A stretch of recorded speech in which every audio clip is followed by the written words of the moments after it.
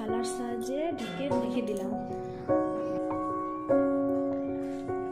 আমি এখন ঢাকাটা খুলে দেখে নেব।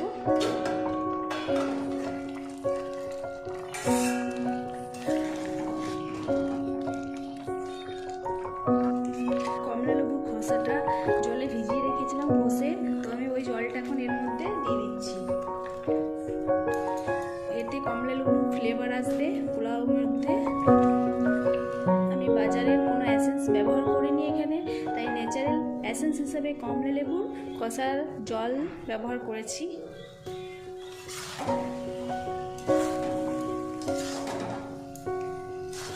আর এটার থেকে এত সুন্দর গন্ধ বেরিয়েছে কমলা লেবুর।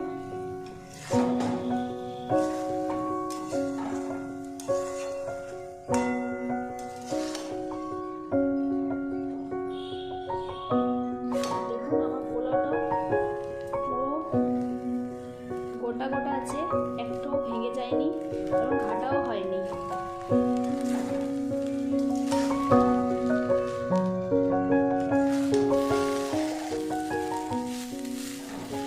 এখন আমি গ্যাসটাকে বন্ধ করে দেবো।